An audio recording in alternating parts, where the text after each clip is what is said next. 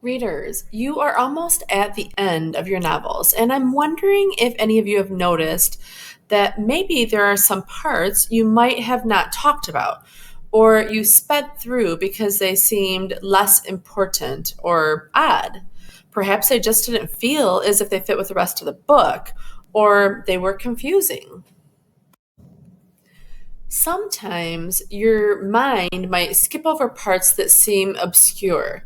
However, what you may not realize is that these parts might have gems inside them, and sometimes it is worth paying attention to them and the meaning behind them.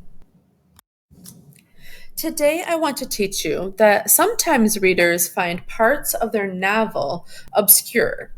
Instead of ignoring these parts, it's helpful to keep an inquiry mindset, asking why the author included these parts. Sometimes the author is using literary moves, such as including backstory, foreshadowing, or making allusions. Let's think about this together for a moment. Sometimes there will be a part of the story that at first seems confusing or unconnected to the rest. It's helpful to keep an inquiry mindset, asking why did the author include this part? Readers, there were a few parts of the read aloud text Pride that might seem unclear or irrelevant, and those lines could be worth studying together. For example, let's look at the part about Zuri's dad. The excerpt takes place right before Zuri joins her sisters out on the street to meet the Darcy boys. I'm going to read this part about Poppy aloud. He plops down in his usual spot on the recliner chair and grabs an old Howard Zinn book that he's read 100 times. Poppy reads as if the world is running out of books. Sometimes he's more interested in stories and history than people. Readers, at first I thought, well, this part doesn't matter, and I wanted to skip it. I want to find out more about the new kids. But then I asked myself, why did the author include this part? What do you think? Why did the author include these lines? What does this part accomplish? Pause the video and think about this for a minute.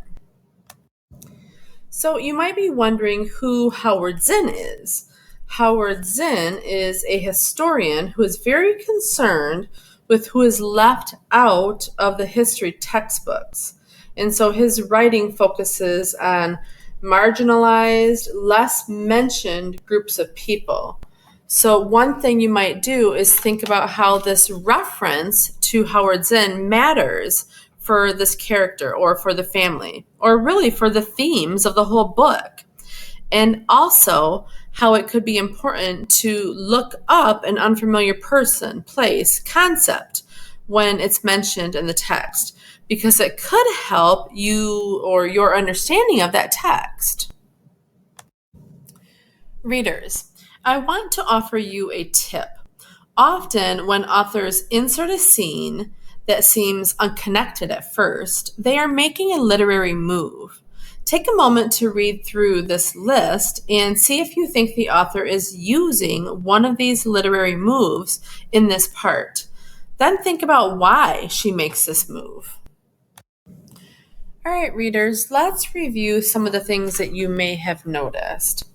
So the author is making an allusion to Howard Zinn's significance as a social justice historian.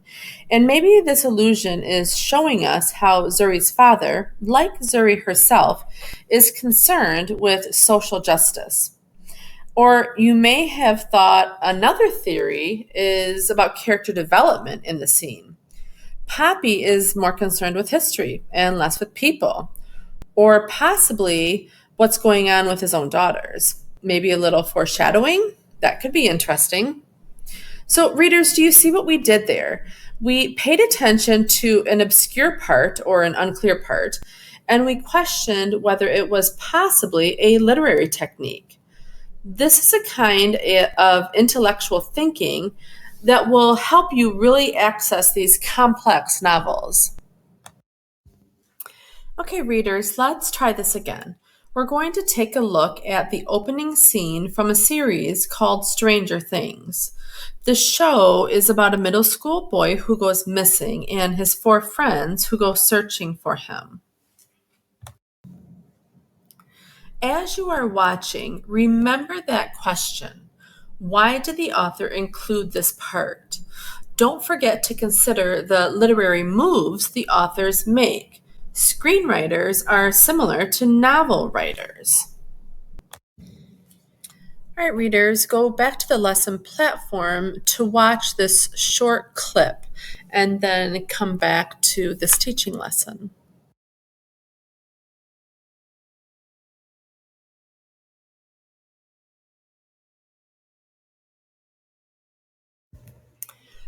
Let's think about our noticings now.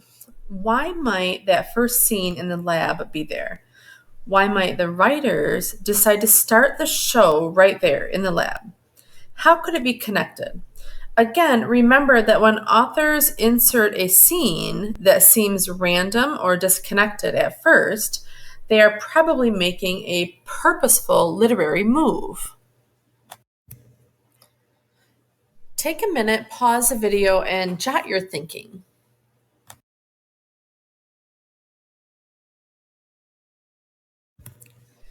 So you might have thought that this scene with the scientist might be both backstory and foreshadowing. It tells us something the characters don't know yet, which is that clearly this lab is harboring some highly dangerous creature. Or you might have thought that the kids are playing with the idea of the Gargon and they think it's make believe. But maybe it's not. Either way, you've realized that this part is here for a reason, to build tension and raise the stakes of what's happening here. Readers, as you go off to read today, add this thinking work to your repertoire and decide if you want to do any jotting or mark any pages in your book as you read. And remember, tomorrow is the end of our first bend, so you'll want to have your book read by then. That might mean that you want to get a lot of reading in today. After you have a plan, go ahead and get started. Off you go, readers.